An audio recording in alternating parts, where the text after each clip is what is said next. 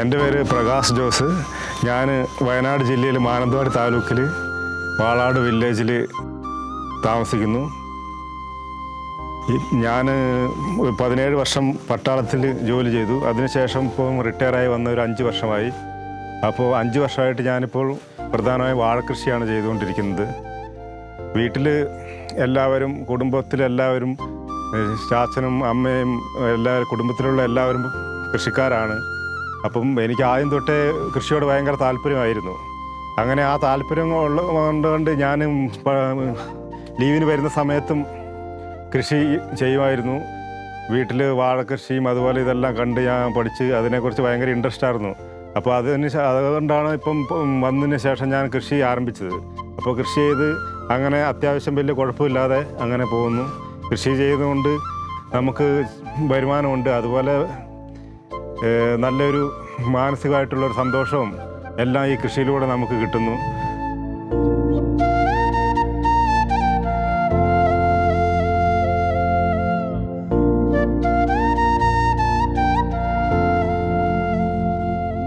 പ്രമോദ് എന്നാണ് എൻ്റെ പേര്. ഞാൻ ഒരു 10-25 വർഷമായിട്ട് കൃഷിയായിട്ട് മുമ്പോട്ട് പോകുന്ന ഒരാളാണ്. വാഴക്കൃഷിയാണ് മെയിനായിട്ട്, വാഴ, ഇഞ്ചി.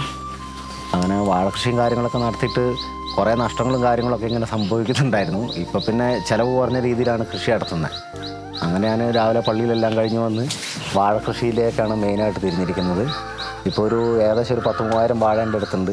2-3 ഫ്ലോട്ടായിട്ടാണുള്ളത്. ഇപ്പോൾ ഓണത്തിന് വെട്ടാൻ വേണ്ടിയിട്ടുള്ളതും ഇപ്പോൾ ഇവിടെ നിൽക്കുന്ന വാഴ എന്ന് പറഞ്ഞിട്ടുണ്ടെങ്കിൽ ഇപ്പോൾ വെട്ടിക്കൊണ്ടിരിക്കുന്ന വാഴയാണ്. ഇപ്പോൾ വാഴക്കൊലയ്ക്കൊക്കെ വില കുറവാണ്, പക്ഷേ കൃഷിനാശങ്ങളും കാര്യങ്ങളൊന്നുമില്ല. ഞാനിങ്ങനെ കൃപാസനത്തിൽ പോയി പ്രാർത്ഥനയും കാര്യങ്ങളൊക്കെ നടത്തിയ പിന്നെയാണ് ഒരു കൃഷിയും കാര്യങ്ങളൊക്കെ ഒരു നല്ല രീതിയിലേക്ക് വരുന്നത്. അങ്ങനെ കൃഷി കൊണ്ട് മൊത്തത്തിൽ ഒരു ലാഭമാണ്. പിന്നെ ചില സമയത്തുള്ള വിലത്തകർച്ചയും പിന്നെ വളത്തിൻ്റെ വില കൂടുതൽ അങ്ങനെയൊക്കെ ആയതുകൊണ്ട് ഇപ്പോൾ പിന്നെ വാഴേൻ്റെ ചുവട്ടിലധികം മണ്ണൊന്നും കൂട്ടാതെ നട്ട് കഴിഞ്ഞാൽ വാഴയ്ക്ക് വളം കലക്കി ഒഴിച്ചും ഒരു 1-2 പ്രാവശ്യമൊക്കെയാണ് ഞങ്ങൾ പിന്നെ വാഴേൻ്റെ ചുവട്ടിൽ മണ്ണ് കൂട്ടലുള്ളൂ. പിന്നെ വാഴ നനച്ചിറക്കാണ് വളം അധികം. അതുകൊണ്ട് തന്നെ വാഴേൻ്റെ ചുവടിന് കേട് കുറവാണ്, വേറെ അധികം പോകില്ല. അതുകൊണ്ട് നല്ല കൊലകളാണ്. ഒരു 18 കിലോ 20 കിലോ ഉള്ള വാഴക്കൊലകൾ കിട്ടുന്നുണ്ട്. കൃഷി ഞങ്ങൾ അനിയനും ഞങ്ങളെല്ലാം ചേട്ടാനിമാരെല്ലാം കൂടെ കൂടിയിട്ട് ഷെയറായിട്ടൊക്കെയാണ് അധികം കൃഷിയും കാര്യങ്ങളും നടത്തുന്നത്. ഞങ്ങൾ മാറി മാറി പണിയെടുക്കുന്നു. അങ്ങനെ ഒരു 10-4000 വാഴേൻ്റെ അടുത്ത് വെക്കുന്നുണ്ട്. പിന്നെ പള്ളിയിലേക്ക് ഞങ്ങൾ ആദ്യത്തെ ഒരു വാഴക്കൊല എന്ന് പറഞ്ഞു കഴിഞ്ഞാൽ എന്ത് ഉൽപ്പന്നം ഉണ്ടായിക്കഴിഞ്ഞാൽ ആദ്യത്തെ ഒരു ഇത് വീതം പള്ളിയിലേക്ക് കൊടുക്കും. അതുപോലെ തന്നെ നേർച്ച കാര്യങ്ങളെല്ലാം ചെയ്യുന്നുണ്ട്.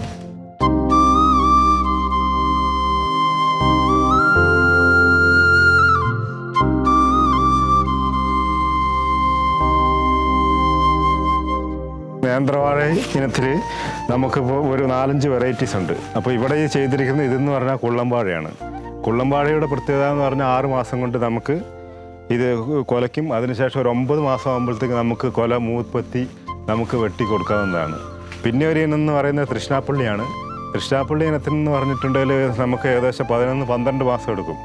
അപ്പം അതിൻ്റെ പ്രത്യേകത എന്ന് പറഞ്ഞാൽ അതിന് കൂടുതൽ കായെണ്ണം കാണും, കൂടുതൽ നമുക്ക് തൂക്കം കിട്ടും. അതാണ് അതിൻ്റെ ഒരു പ്രത്യേകത എന്ന് പറയുന്നത്. പിന്നെ ഉള്ളതെന്ന് പറഞ്ഞാൽ തക്കല എന്ന് പറഞ്ഞ ഒരു ഇനമാണ്. അതും കുഴപ്പമില്ല, നല്ല വാഴയാണ്. പക്ഷേ അതിനും ഈ 11-12 മാസം സമയമെടുക്കും. അതിനും ഒരു 15 കിലോ, നല്ല കൊലയ്ക്ക് 15-16 കിലോ വരെ തൂക്കം നമുക്ക് കിട്ടുന്നതാണ്. പിന്നെ അതുകൂടാതെ പിന്നെ ടിഷ്യൂ കൾച്ചർ വാഴത്തൈകളുമുണ്ട്. ടിഷ്യൂ കൾച്ചർ വാഴത്തൈകൾ നട്ടു കഴിഞ്ഞാലെന്ന് പറഞ്ഞാൽ അതിന് പരിപാലനം കൂടുതലാണ്. അതാണ് അതിന് ഏറ്റവും ഒരു ദോഷമായിട്ട് തോന്നുന്നത്.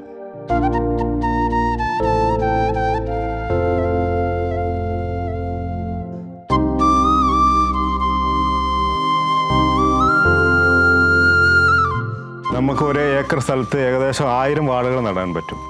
1000 വാഴയോ അല്ലെങ്കിൽ അതിൽ കുറച്ചൊരു 950-1000 ആ ഒരു വാഴയ്ക്കിടയ്ക്കാണ് നമ്മൾ ചെയ്യേണ്ടത്. അതിലും കൂടുതൽ ചെയ്തിട്ടുണ്ടെങ്കിൽ നമുക്ക് അതിൻ്റെ വിളവ് കുറയും. അതെന്താണെന്ന് വെച്ചാൽ കൂടുതൽ അടുത്ത് വാഴകൾ വരുമ്പോൾ അതിന് സൂര്യപ്രകാശവും വളവും വേണ്ടത്ര ലഭിക്കാതെ വരുമ്പോൾ എന്താകും, അതിൻ്റെ വാഴക്കുലകൾ വളരെ വെയിറ്റ് കുറഞ്ഞതും മോശമായിരിക്കും.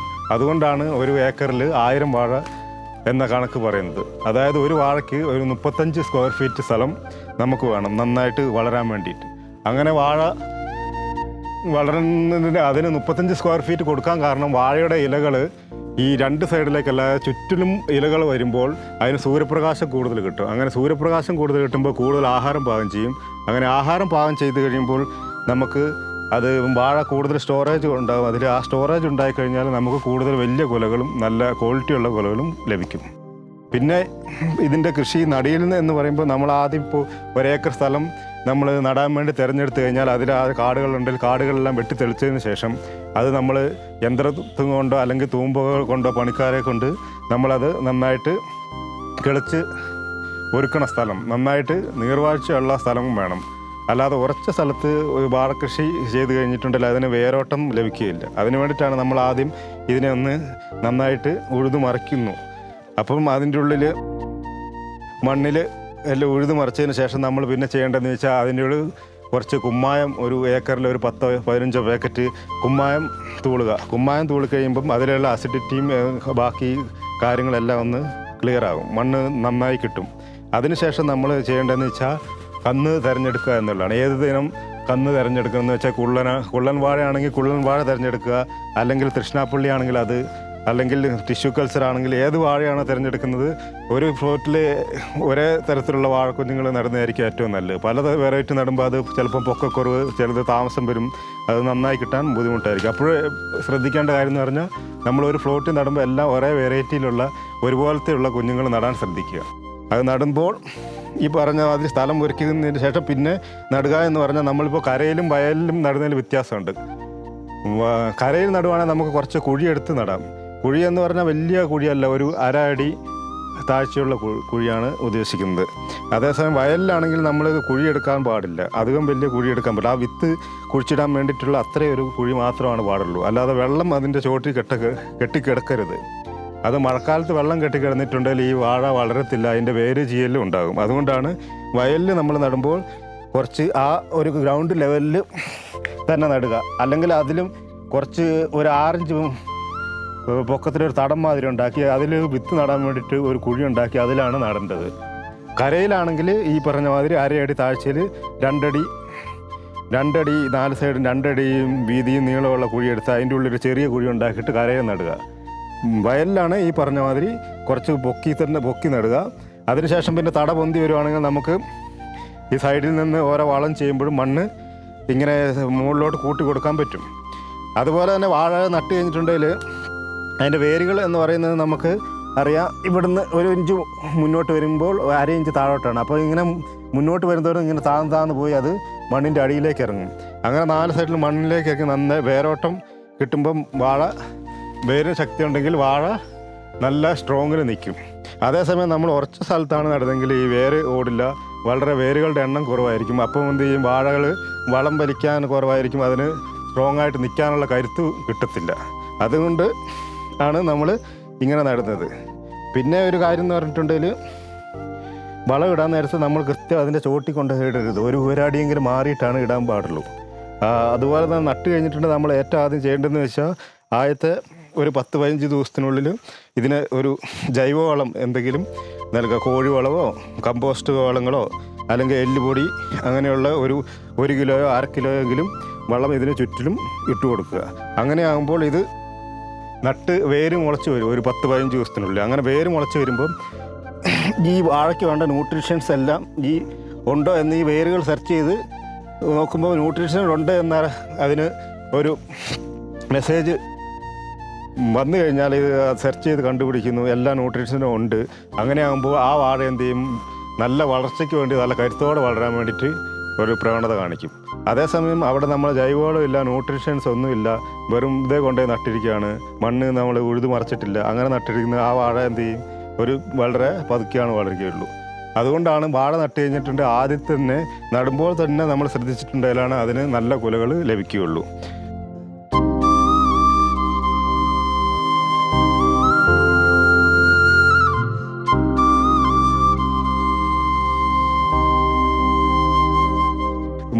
എല്ലാ മാസവും ഒരു വളമെങ്കിലും നമ്മൾ ചെയ്യണം. വളം ചെയ്യുന്നതെന്ന് വെച്ചാൽ ഒന്നിച്ച് കുറേ വളം കൊണ്ടിടുന്നതുകൊണ്ട് ഒരു കാര്യമില്ല. അപ്പോൾ ആദ്യത്തെ ഒരു മാസം ഈ ജൈവവളം ചെയ്ത് പിന്നെ ഒരു 10-20 ദിവസം കഴിയുമ്പോൾ നമ്മൾ ആദ്യം എന്തെങ്കിലും കോംപ്ലക്സ് വളങ്ങൾ ഇതിന് കൊടുക്കാം. ആദ്യത്തെ ഒരു 4 മാസം ഇതിന് ഫോസ്ഫറസ് ആണ് ഏറ്റവും കൂടുതലായിട്ട് വാഴയ്ക്ക് ആവശ്യം. അപ്പോൾ നമ്മൾ അതിന് കോംപ്ലക്സ് വളങ്ങൾ, ഫോസ്ഫറസ് കൂടിയ വളങ്ങൾ ഇട്ട് കൊടുക്കുക. അതിനുശേഷം ഒരു 3-4 മാസം കഴിയുമ്പോൾ പിന്നെ അതിന് വളർച്ചൻ്റെ ഘട്ടമാണ്. ആ വളർച്ചാ ഘട്ടത്തിൽ ഇതിന് വളരാൻ വേണ്ടി കൂടുതലായിട്ട് നൈട്രജനാണ് വേണ്ടത്. പിന്നെ ഇലകളുടെ പച്ചപ്പ് നിലനിർത്താൻ വേണ്ടി മാഗ്നീഷ്യം വേണം. അപ്പം അതിൻ്റെ കൂടെ നൈട്രജനും പിന്നെ പൊട്ടാഷ് വേണം. പൊട്ടാസ്യത്തിന് വേണ്ടിയിട്ട് പിന്നെ യൂറിയ, പൊട്ടാഷ്, പിന്നെ മാഗ്നീഷ്യം സൾഫേറ്റ് അങ്ങനെയുള്ള വളങ്ങൾ ഒരു 4-ാം മാസം, 5-ാം മാസം, 6-ാം മാസവും കൊടുക്കുക. പിന്നെ അത് 7-ാം മാസം കുലയ്ക്കുന്ന സമയത്തും അതിന് അവസാനം വേണ്ടതെന്ന് പറഞ്ഞിട്ടുണ്ടെങ്കിൽ ഈ പറഞ്ഞ മാതിരി പൊട്ടാസ്യമാണ്. അപ്പോൾ അതിന് പൊട്ടാഷ് വളങ്ങൾ അവസാനം കൊടുക്കുക. കുറച്ച് നൈട്രജനും ഫോസ്ഫറസ് വളം കുറച്ച് കൊടുക്കുക. അങ്ങനെ ഒരു 6-7 വളം ചെയ്ത് കഴിയുമ്പോൾ നമ്മുടെ വാഴ ഏകദേശം കുലച്ച് പിന്നെ കുലയ്ക്കാൻ തുടങ്ങും. അതിനുശേഷം പിന്നെ 11-12 മാസം ഒരു വാഴ കൊല വന്നു കഴിഞ്ഞിട്ടുണ്ടെങ്കിൽ അതിന് കൊല വന്നു കഴിഞ്ഞ് ഏകദേശം 3 മാസമാണ്. 90 ദിവസം തൊട്ട് ഒരു 110 ദിവസം വരെ വേണം അത് മൂത്ത് കിട്ടാൻ വേണ്ടിയിട്ട്. അതായത് 90 ദിവസം എന്ന് ഉദ്ദേശിക്കുന്ന വേനൽക്കാലത്താണ് നമ്മുടെ ഇത് കുലച്ചിരിക്കുന്നതെങ്കിൽ 90 ദിവസവും, മഴക്കാലത്താണ് അല്ലെങ്കിൽ തണുപ്പ് കാലത്താണെങ്കിലാണ് 110 ദിവസം വരെ എടുക്കും. അങ്ങനെ ആകുമ്പം നല്ല ആ സമയം കൊണ്ട് നമുക്ക് കൊത്താം. പിന്നെ വേറൊരു കാര്യം എന്ന് പറഞ്ഞിട്ടുണ്ടെങ്കിൽ നമ്മൾ പിന്നെ കുറേ കൂടുതലായിട്ട് വാഴ ചെയ്യാൻ നേരത്ത് നമ്മൾ ഇപ്പം എല്ലാ ആഴ്ചയിലും ചുണ്ട് പിടിക്കാൻ നേരത്ത് വാഴയ്ക്ക് മാർക്ക് ചെയ്തുകയാണെങ്കിൽ നമുക്കറിയാം ഇന്ന ആഴ്ചയിൽ ഈ വാഴേൻ്റെ ചുണ്ടൊടിച്ചു, അപ്പോൾ ആ സമയത്ത് ഒടിച്ച വാഴകളെല്ലാം ഒരേ സമയത്ത് കൊത്താൻ പറ്റും. അല്ലെങ്കിൽ തോട്ടത്തിൽ ആളുകൾ വന്നു കഴിയുമ്പം ഇത് കൊത്തുന്ന എല്ലാ വാഴയും നമ്മൾ നോക്കുമ്പോൾ ഏകദേശം എല്ലാം ഒരേ മൂപ്പായിരിക്കും. അന്നേരം അവർ പണിക്കാർ വന്ന് അത് കൊത്തിക്കൊണ്ട് പോകും. അന്നേരം അതിൽ നിന്ന് നമുക്ക് ദോഷം എന്ന് പറഞ്ഞിട്ടുണ്ടെങ്കിൽ ചിലപ്പം ലാസ്റ്റത്തെ ഒരാഴ്ചയായിരിക്കും ഇത് ലാസ്റ്റ് മൂത്ത് കഴിയുമ്പോൾ ഇതിന് കൊലയ്ക്ക് വെയിറ്റ് കിട്ടുക. അപ്പോൾ നമ്മൾ കാണാൻ താഴെ നോക്കാൻ നേരത്തെ ഏകദേശം ഒരുപോലെ ആയിരിക്കും കൊലകൾ. പക്ഷേ അത് തൂക്കിക്കഴിയുമ്പം ചില കൊലകൾ 90 ദിവസം ആകാത്ത കാണും, അതിൻ്റെ താഴെയുള്ളതായിരിക്കും, ചിലത് ഫുള്ള് മൂത്തായിരിക്കും. അപ്പോൾ അതിന് വേണ്ടിയിട്ടാണ് നമ്മൾ ഇതിൻ്റെ ചുണ്ടൊടിക്കുന്ന സമയത്ത് ഒരാഴ്ചയിൽ വേണം ഒടിക്കേണ്ടത്. ആ ആഴ്ചയിൽ നമ്മൾ ഇതിനെന്തെങ്കിലും ഒരു മാർക്കിങ്ങോ എന്തെങ്കിലും ഒരു കളർ കോഡ് കൊടുക്കുക. അപ്പോൾ ആ കളർ കോഡിലുള്ള മാത്രം 90 ദിവസം 110 ദിവസം കഴിയുമ്പം കട്ട് ചെയ്യുക. പിന്നെ വേറെ കളറിലുള്ള അടുത്ത ആഴ്ച ചുണ്ടൊടിക്കുന്നതിന് വേറെ ഒരു കളർ കൊടുക്കുക. അപ്പോൾ ആ കൊലകൾ അത് കഴിഞ്ഞുള്ള ആഴ്ചയിൽ കൊത്തുക.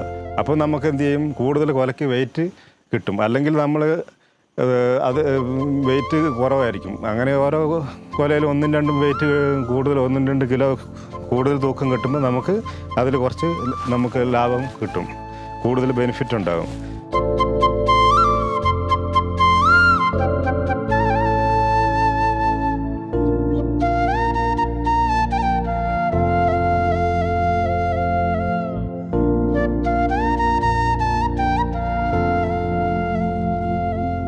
അപ്പോൾ ഈ വാഴകൃഷിയിൽ എനിക്കെന്ന് പറഞ്ഞിട്ടുണ്ടെങ്കിൽ വളരെയധികം ദൈവാനുഗ്രഹമുണ്ട്. അതുപോലെ തന്നെ എൻ്റെ അധ്വാനവും ദൈവാനുഗ്രഹവും എല്ലാം കൂടെ ചേർന്ന് എനിക്ക് ഇതുവരെ നഷ്ടങ്ങളൊന്നും സംഭവിച്ചിട്ടില്ല. ലാഭം ആണ് ഉണ്ടായിട്ടുള്ളൂ. ചിലപ്പം ചില വർഷങ്ങളിൽ കുറച്ച് ലാഭം കുറയും, അല്ലെങ്കിൽ ചിലപ്പം തീരെ നഷ്ടം ഇതുവരെ സംഭവിച്ചിട്ടില്ല. അപ്പം നമ്മൾ നോക്കേണ്ട കാര്യങ്ങളും അത് ചെയ്യേണ്ട കാര്യങ്ങളും സമയത്ത് ചെയ്യുക വാഴയ്ക്ക്. അതുപോലെ നമ്മൾ ദൈവത്തോട് അല്ലെങ്കിൽ നമ്മളെ ഒരു പ്രാർത്ഥന എപ്പോഴും ഉണ്ടായിരിക്കണം, നമ്മുടെ കൃഷിയും ഇതെല്ലാം സംരക്ഷിക്കാൻ വേണ്ടിയിട്ട്.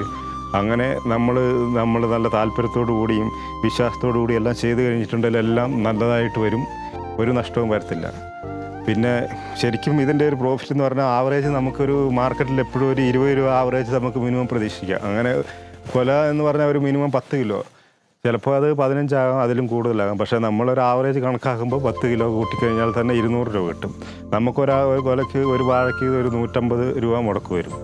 അങ്ങനെ ആവറേജ് കൂട്ടുകയാണെങ്കിൽ ഒരു 50 രൂപ ഒരു കൊലയ്ക്ക് ലാഭം കൂട്ടി 1000 വാഴയുണ്ടെങ്കിൽ അതിലൊരു കുറച്ച് വാഴകൾ കേട് വന്ന് എന്തെങ്കിലും പോയാലും നമുക്കൊരു 40-50,000 രൂപ ലാഭം കിട്ടും. അതേസമയം വാഴയ്ക്ക് ഒരു 30 രൂപ വില വരിക, കൊല ഒരു 12-15 കിലോ വരുവാണെങ്കിൽ അതിനനുസരിച്ച് നമുക്ക് ചിലപ്പോൾ 1 ലക്ഷം രൂപ 1.5 ലക്ഷം രൂപ വരെ ഈ 1000 വാഴയിൽ നിന്ന് നമുക്ക് ലാഭമായിട്ട് ലഭിക്കും. പക്ഷേ നമുക്ക് ഈ വാഴ കേടുകളും വന്ന് കാറ്റ് വന്ന് ഒടിയാതിരിക്കുകയാണെങ്കിൽ നമുക്ക് എപ്പോഴും മുതൽ മുടക്ക് എന്തായാലും കിട്ടും. ഈ 15 രൂപ ഒരു 20 രൂപ ഉണ്ടെങ്കിൽ നമുക്ക് എന്തായാലും മുതൽ മുടക്ക് കിട്ടും, ഒരു നഷ്ടവും വരത്തില്ല. പിന്നെ നമുക്ക് അതിനൊരു ആത്മവിശ്വാസവും ധൈര്യവും ദൈവത്തോടുള്ള പ്രാർത്ഥനയും എല്ലാം ഉണ്ടെങ്കിൽ നമ്മുടെ ഈ കൃഷിയിൽ ഒരു നഷ്ടവും വരത്തില്ല.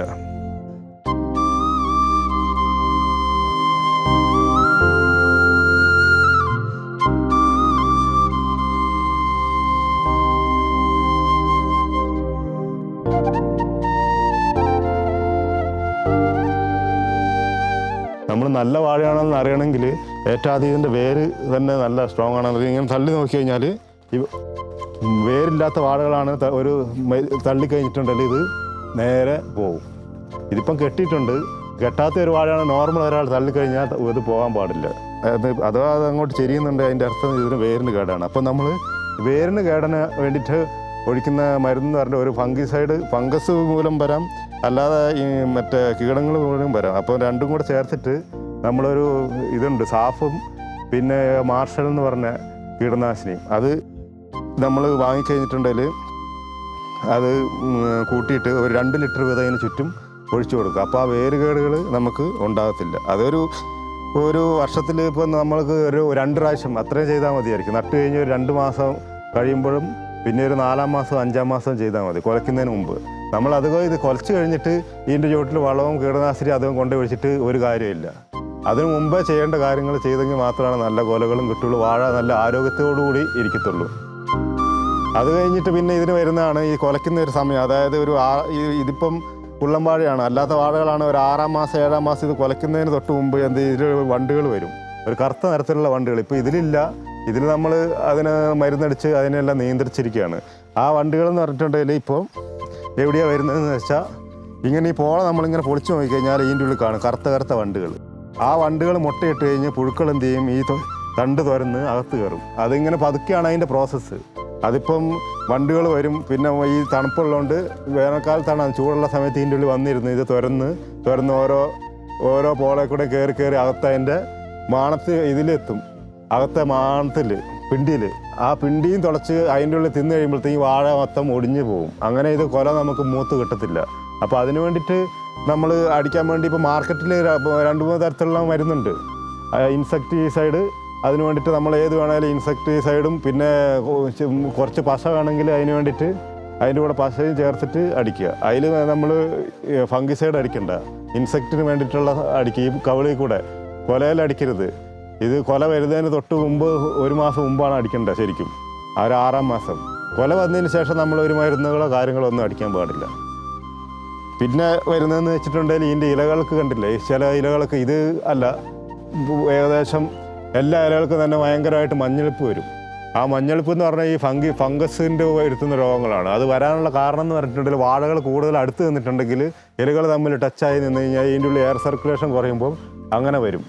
പിന്നെ മഴക്കാലം ആകുമ്പോഴേക്കും ഈ ഫംഗസും ഇതെല്ലാം കൂടുതലാകാനാണ് സാധ്യത. അപ്പോൾ അങ്ങനെയും വരാം.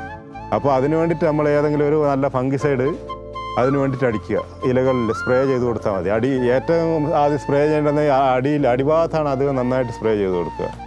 അന്നേരം എന്ത് ചെയ്യും, ഈ ഫംഗിസൈഡ് വന്ന ഫംഗസുകൾ മുകളിലോട്ട് വ്യാപിക്കാതെ ആ താഴത്തിൽ തന്നെ നിന്ന് അവിടുന്ന് അത് നശിച്ചു പോകും. പിന്നെ മുകളിലത്തെ ഇലകളെ ബാധിക്കത്തില്ല.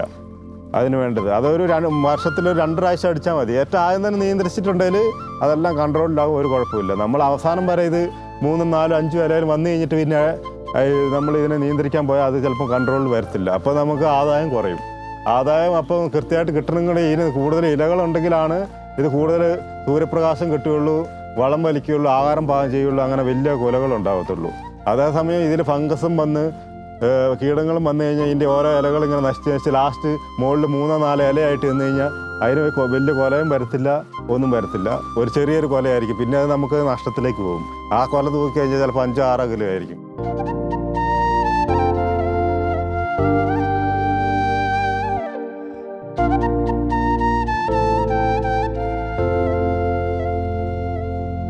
വേറെ എന്ന് വരുന്നതെന്ന് പറഞ്ഞിട്ടുണ്ടെങ്കിൽ ഈ കായകളിൽ ഇങ്ങനെ കറുത്ത കുത്തുമാതിരി വരും. അതെന്ന് പറഞ്ഞിട്ടുണ്ടെങ്കിൽ ഇത് കുലയ്ക്കുന്ന സമയത്ത് ഇതിൽ ഈച്ചകളും മറ്റ് പ്രാണികളെല്ലാം വന്ന് ഇരിക്കും. അപ്പോൾ അതെന്ത് ചെയ്യും, ഈ കാ വന്ന വട തന്നെ ആ വയറ്റ് വന്ന് അതിനെ കുത്തും. കായ്ക്ക് തൊലിക്ക് കട്ടി അപ്പം വെച്ചിട്ടുണ്ടാവില്ല. ആ കട്ടി കുറഞ്ഞ സമയത്ത് കുത്തുമ്പോൾ എന്ത് ഇത് കാ വളരുന്നതനുസരിച്ച് ആ കറുത്ത പാടുകൾ വലുതായി വരും.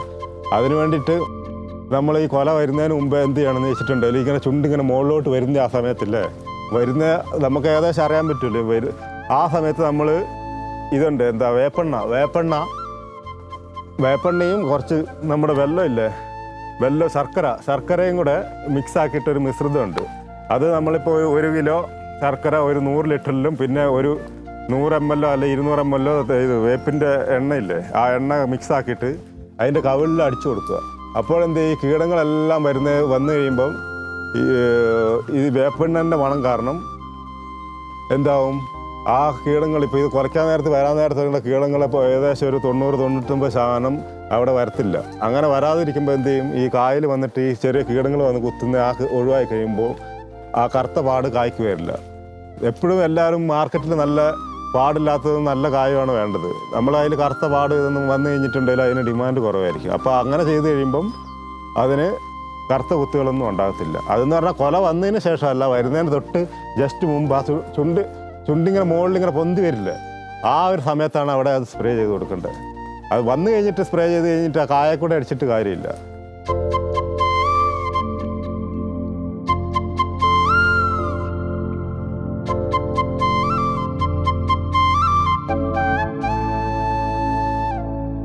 പിന്നെ വേറെ ഒരു കാര്യമാണ്, വാഴയിൽ ഏറ്റവും പ്രധാനപ്പെട്ട ഒരു കാര്യമാണ് നമ്മൾ ഇതിൻ്റെ ജലസേചനം എന്ന് പറയുന്നത്. വാഴയ്ക്ക് നമ്മളിപ്പോൾ ആദ്യം നട്ട് കഴിയുമ്പോൾ അധികം ജലത്തിൻ്റെ ആവശ്യം വരത്തില്ല. ദിവസം ഒരു 1 ലിറ്ററോ 1/2 ലിറ്ററോ ആ ഒരു അളവിൽ മതി നമുക്ക് ഇതിന് ജലാംശം.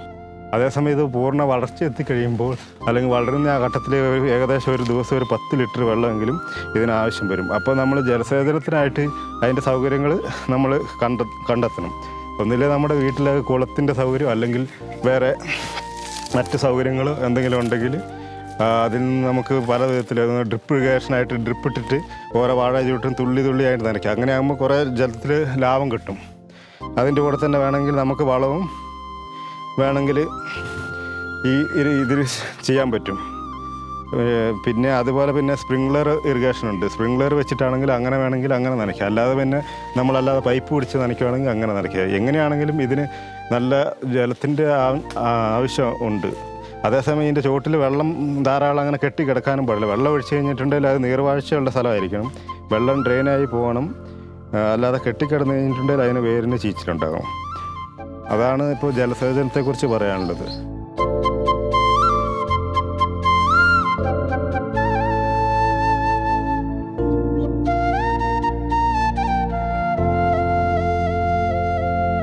ഇപ്പോൾ ഉള്ള ആളുകൾക്ക് പിന്നെ പൊതുവെ പിള്ളേർക്കൊന്നും കൃഷിയോടൊക്കെ താല്പര്യം കുറവാണ്. 1-2 പിള്ളേരൊക്കെ ഉള്ളൂ. പക്ഷേ എനിക്ക് 3 പെൺകുട്ടികളാണ്.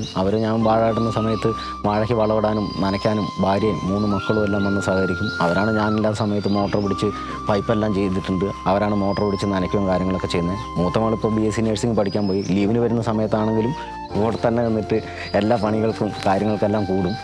ഏകദേശം ഒരു 10,000 വാഴയോളം അവർ തന്നെയാണ് നനയ്ക്കലും കാര്യങ്ങളൊക്കെ ചെയ്യുന്നത്. പിന്നെ അതിൻ്റെ ഇടയ്ക്ക് ഇടക്കൃഷിയായിട്ട് ഞങ്ങൾ ചീര അങ്ങനെയുള്ള സാധനങ്ങളൊക്കെ നടുന്നുണ്ട്. വെണ്ട, ചീര അങ്ങനെയുള്ള സാധനങ്ങൾ. അത് പറിക്കുന്നതുകൊണ്ട് പിന്നെ വാഴയ്ക്ക് വളമിടാനുള്ള കാര്യങ്ങൾ, പൈസ കാര്യങ്ങളൊക്കെ അതിൽ നിന്ന് കുറേ വരുമാനം കിട്ടും. പിന്നെ അതിൻ്റെ ഇടയ്ക്ക് കൂടെ പയറുകൾ, അങ്ങനെ ഈ ബീൻസ് പയർ അതിൻ്റെ ചോട്ടിലിടും. ആദ്യം ഒരു 3-4 മാസത്തേക്ക് ആ ബീൻസ് പയറിൽ നിന്ന് നല്ലൊരു വിളവ് കിട്ടും.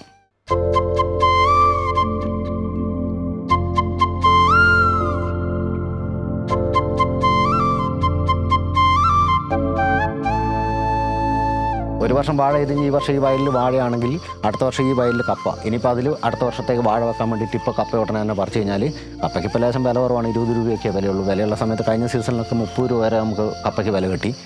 ഇതിപ്പോൾ ഒരു ഒരേക്കറിൻ്റെ അടുത്ത് നമ്മൾ കപ്പ ഇട്ടിട്ടുണ്ട്. ആ കപ്പ പറിച്ച് കഴിഞ്ഞാൽ ഇനിയിപ്പോൾ ഇതിൻ്റെ നിന്നുള്ള വിത്ത് പിരിച്ചിട്ട് അതിലേക്ക് വാഴ നടുകയാണ്.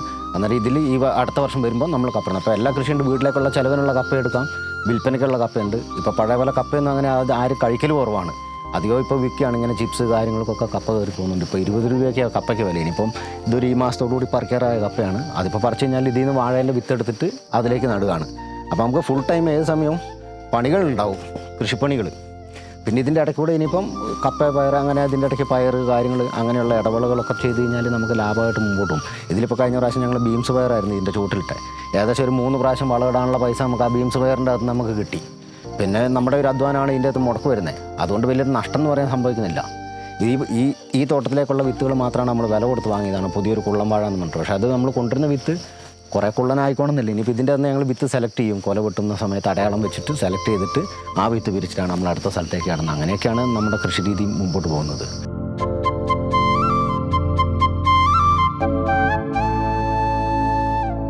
ഈ വർഷം തന്നെ വാഴ കൃഷി നടത്തിയിട്ട് കുറേ വാഴകൾ ഒടിഞ്ഞുപോയി. ഈ കാണുന്ന പ്രദേശം ഒരു 10-500 വാഴേൻ്റെ അടുത്ത് ഏകദേശം ഒടിഞ്ഞുപോയി. എന്നാൽ ഇതിപ്പോൾ വെട്ടിക്കഴിഞ്ഞാൽ സെക്കൻഡിലൊക്കെ കുല പോവും. പക്ഷേ ഇവിടെ നിൽക്കുന്ന വാഴകളുണ്ട്, അതിൻ്റെ ഇടയ്ക്കുള്ള കുറച്ച് ഭാഗം ഒരു ചുഴലിക്കാറ്റ് പോലെ വന്നു പോയി. എത്ര നഷ്ടമാണെങ്കിലും നമുക്ക് എന്താണെന്ന് വെച്ച് കഴിഞ്ഞാൽ ഈ വെട്ടാനുണ്ട് വാഴക്കൊല, അതിന് മുമ്പിൽ വെട്ടിയതുണ്ട്. അപ്പോൾ ആദ്യമേ കുറച്ച് വില കുറവാണ്. കൃഷിയിൽ നാശം വന്നു കഴിഞ്ഞാലും നമ്മളൊരു പ്രാർത്ഥനയും വിശ്വാസവും കാര്യങ്ങളൊക്കെ ഉണ്ടെങ്കിൽ അത് തന്നെ ഒരു മെയിൻ ഘടകമാണ്. എന്നാലേ ഈ കൃഷിയൊക്കെ മുമ്പോട്ട് പോകാൻ സാധ്യതയുള്ളൂ. അല്ലാത്ത സമയത്ത് നമ്മൾ കൃഷി വെറുതെ നട്ടിട്ട് ഒരു കാര്യങ്ങളും ചെയ്യാതെ ഇഷ്ടംപോലെ തോട്ടങ്ങളുണ്ട് ഇവിടെ പണിയെടുക്കാത്ത. എന്നാൽ നമ്മുടെ വാഴക്കൊലയൊക്കെ നമുക്ക് നല്ല വാഴക്കൊലകളായിരുന്നു. ഇതിപ്പോൾ വെട്ടിക്കഴിഞ്ഞാൽ സെക്കൻഡിൽ പോവും, കുറേ ഫസ്റ്റിൽ പോവും. അങ്ങനെ നഷ്ടം എന്ന് പറയാനൊന്നുമില്ല ഈ വർഷം.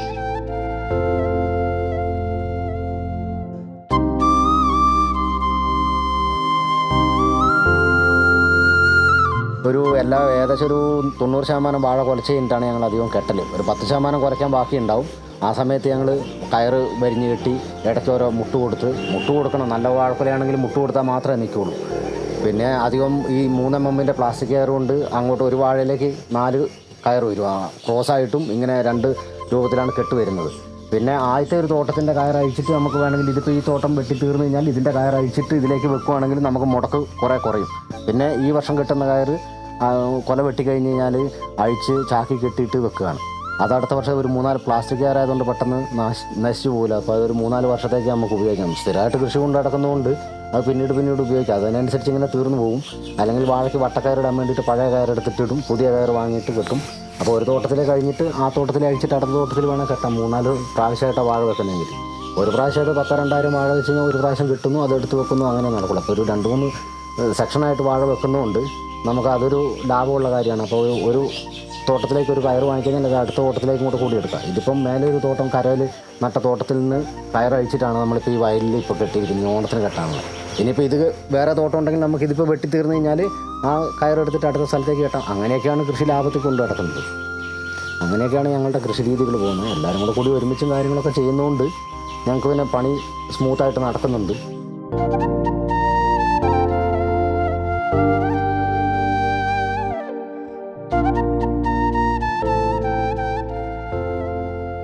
ഇത്രയും എൻ്റെ കൃഷിയിലെ അനുഭവത്തിൽ വെച്ച് നോക്കുമ്പോൾ അങ്ങനെ വലിയ നഷ്ടങ്ങളൊന്നുമില്ല. നമുക്ക് കുറച്ച് അധ്വാനമുണ്ട്. ഇന്നത്തെ തലമുറ ആരും അധ്വാനിക്കാൻ വേണ്ടിയിട്ട് ആഗ്രഹിക്കുന്നില്ല. അവരൊക്കെ എന്തെങ്കിലും ജോലി ചെയ്യാനോ ഓഫീസ് ജോലികളോ അല്ലാത്ത ജോലികളോ ഒക്കെ ചെയ്യാനാണ് ആഗ്രഹം. പക്ഷേ കൃഷി എന്ന് പറഞ്ഞിട്ടുണ്ടെങ്കിൽ നമുക്ക് മാനസികമായിട്ട് നല്ലൊരു സന്തോഷം തരുന്ന കാര്യമാണ്. അതുപോലെ നമ്മൾ ദൈവത്തിൻ്റെ ഒരു എന്താ പറയുക പദ്ധതിയും ഇതും എല്ലാം നമ്മൾ എന്ന് പറഞ്ഞിട്ടുണ്ടൊരു വലിയൊരു പദ്ധതിയും ദൈവത്തിൻ്റെ പദ്ധതിയിലാണ് നമ്മൾ പങ്കുചേരുന്നത്. ശരിക്കും പറഞ്ഞാൽ നമ്മൾ വാഴ ഉൽപ്പാദിപ്പിക്കുന്നത് നമ്മുടെ പ്രോഫിറ്റിന് വേണ്ടി മാത്രമല്ല, നമ്മൾ ആയിരക്കണക്കിന് ആളുകൾക്ക് വേണ്ട ഭക്ഷണമാണ് നമ്മൾ ഉൽപ്പാദിപ്പിക്കുന്നത്. അത് ദൈവത്തിന് വേണ്ടി ചെയ്യുന്ന നല്ലൊരു കാര്യമാണ്. നമ്മൾ ഈ ലോകത്തിന് വേണ്ടി ചെയ്യുന്ന നല്ല കാര്യമാണ്, നമ്മുടെ പ്രോഫിറ്റ് മാത്രമല്ല. അപ്പോൾ എനിക്ക് പറയാനുള്ളത് പുതിയ തലമുറയോട് എല്ലാവരും കൃഷിയിലേക്ക് പരമാവധി ആളുകൾ വരണം. വളരെ മാനസികമായിട്ടൊരു സന്തോഷം കിട്ടും. അല്ലാതെ നമുക്ക് സാമ്പത്തികമായിട്ടും ബെനിഫിറ്റ് കുറച്ചെങ്കിലും ഉണ്ടാകും. പിന്നെ ജോലി ചെയ്യുന്നവരാണെങ്കിലും അവരൊരു പാർട്ട് ടൈമായിട്ട് ചെറിയൊരു കുറച്ച് സ്ഥലത്ത് കൃഷി ചെയ്ത് കഴിഞ്ഞിട്ടുണ്ടെങ്കിൽ അവർക്ക് സ്വന്തമായിട്ട് എന്തെങ്കിലും കൃഷി ചെയ്തുണ്ടാക്കി കഴിഞ്ഞാൽ അതിലൊരു സന്തോഷം അവർ കണ്ടെത്താനാകും. അതുകൊണ്ട് പുതിയ തലമുറയോട് പറയാനുള്ളത് അവർ കൃഷിയിലേക്ക് വരണം എന്നുള്ള ഒറ്റൊരു കാര്യമാണ് എനിക്ക് പറയാനുള്ളത്.